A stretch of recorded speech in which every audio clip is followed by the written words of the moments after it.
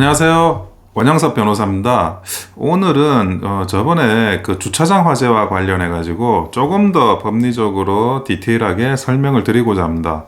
많은 분들이 쇼츠에 대해서 조회를 많이 해주셨더라고요. 저는 조금 예상외였습니다. 그 주차장 화재라는 게 뭐 최근 들어 그렇게 이슈가 되고 있는 아이템은 아닌데 이렇게 많은 분들이 관심을 가져주신 게 굉장히 감사하고요.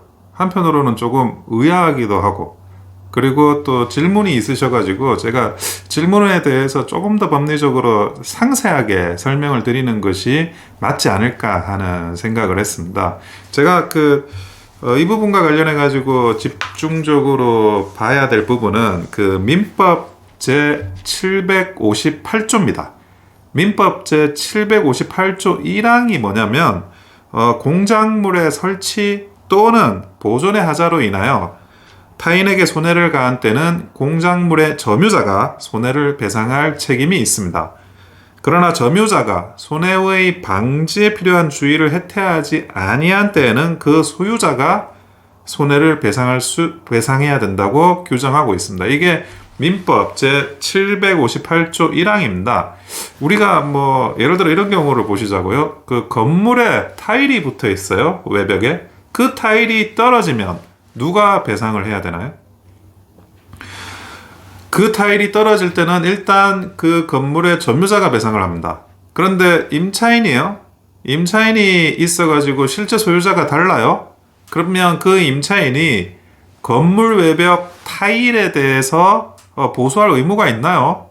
보수할 의무가 보통은 없다고 봐야 되죠. 만약 그렇다 그러면 그 소유자가 건물 타일이 떨어져서 지나가는 행인이 다쳤다. 그게 맞아가지고 그러면 그 배상을 하게 됩니다. 그래서 1차적으로는 점유자가 책임을 지고 2차적으로는 소유자가 책임을 진다는 거죠.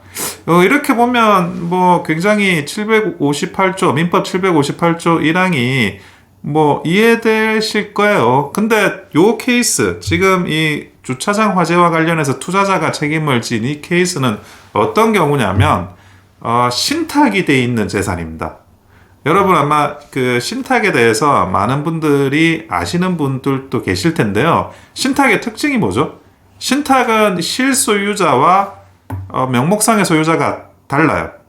예를 들어 그 대주 그리고 그 어떤 투자자들이 있을 거예요. 금전적인 투자자들이. 그 금전적인 투자자들은 실제로는 소유자입니다.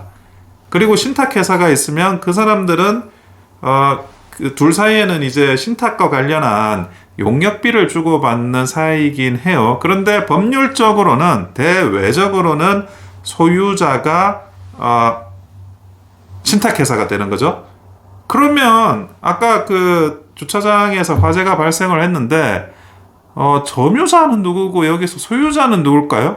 이 점유자 소유자의 개념이라는 거를 그냥 단순하게 아까 제가 예시를 들었던 건물에서 타일이 떨어져 가지고 지나가는 행인이 다친 그런 케이스에 바로 대입이 안 되는 거예요. 이 신탁 관계는.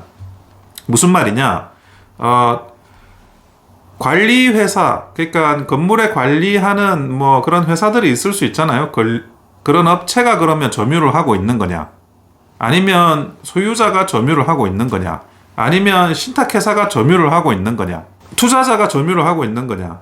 이 부분에 대해서 소유관계와 점유관계와 실소유관계와 이런 것들이 복잡한데 결국에는 이 건물의 가장 이익을 보는 사람이 누구죠? 이 건물이 임차되고 운영되면서 가장 이익을 보는 사람은 신탁회사도 아니고 그 관리회사도 아니고 투자자라는 겁니다. 실소유자인 투자자가 실제로는 건물이 관리되고 있는 그 상황에 대해서 건물을 운영하면서 가장 큰 수익을 가져가는 사람이라는 거죠. 근데 막상 주차장에서 화재가 발생했어요.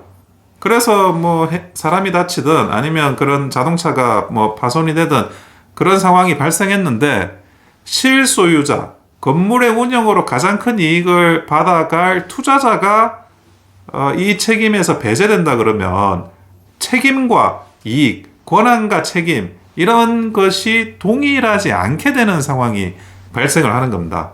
그렇기 때문에 이제 그 대법원에서는 이 부분에 대한 판례의 법리 이론 구성에 들어가요. 그러면 투자자는 어떤 사람이냐? 투자자를, 실소유자를 만약에 소유자라고 한다면, 그러면 신탁법상 그 소유자와 명목상의 소유자를 분리한 그런 신탁법의 취지를 또 뒤집어 버리는 게 되잖아요. 그래서 이 투자자를 점유자로 보는 겁니다.